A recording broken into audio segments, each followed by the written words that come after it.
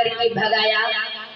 एक लड़के को पकड़ लिया, कहा तुझे सीताराम सीताराम कहना किसने सिखाया है, बोल।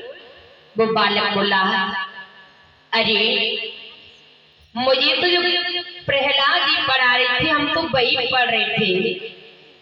गुरुजी ने प्रहलाद जी को पकड़ लिया और कहा कि बेटा तुम्हें सीताराम सीताराम किसने सिखाया।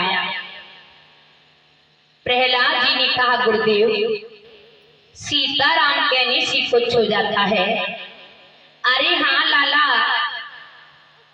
वो तेरे पिता का बैरी है, उसने तेरे चाचा को मारा है।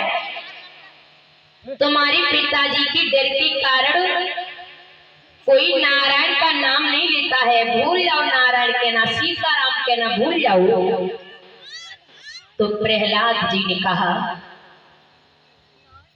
गुरुदेव नर का बैरी नर होता है, परंतु वो नारायण किसी का बैरी नहीं है।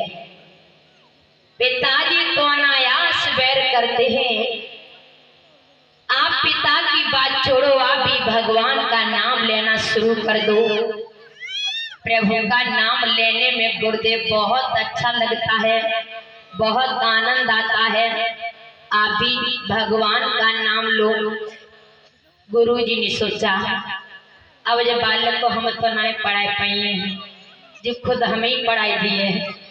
गुरुजी ने एक बाह पकड़ी और ले जाकर हिरण्याकश्यपु के सामने पटक दिया। हिरण्याकश्यपु कहने लगा हमारी बालक को क्यों पटक रहे हो। हिरण्याकश्यपु कहने लगा बोलो ना मेरे बालक को क्यों पटक रहे हो। संग मर्ग ने कहा पटक रहा हो, अपने ही बालक से पूछ लो कि मैं क्यों पटक रहा हूं। हिरण्याकश्यपु ने बालक को उठाया, गोद में बिठाया, कहा बेटा तुम्हारी गुरुजी बहुत नाराज हुई, क्या बात है।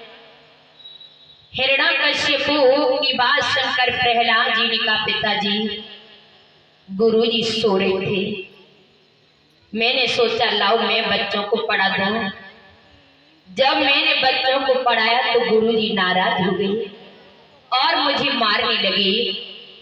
हिरण्याकश्यपु ने कहा बेटा तुमने ऐसा क्या पाठ पढ़ाया।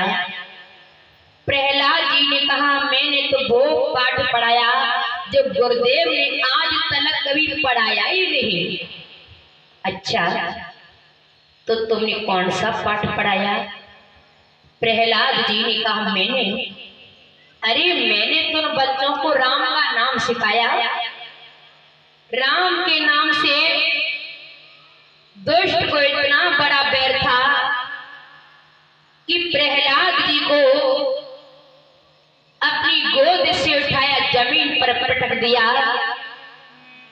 तेरी इतनी हिम्मत जो मेरे ही सामने मेरे शत्रु का नाम लिए जा रहा है, राम राम की रटना लगाए जा रहा है।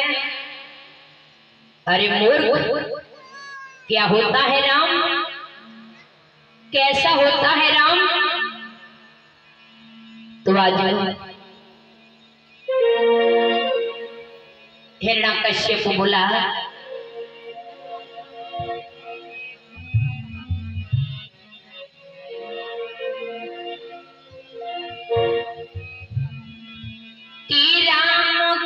राम की क्या ये है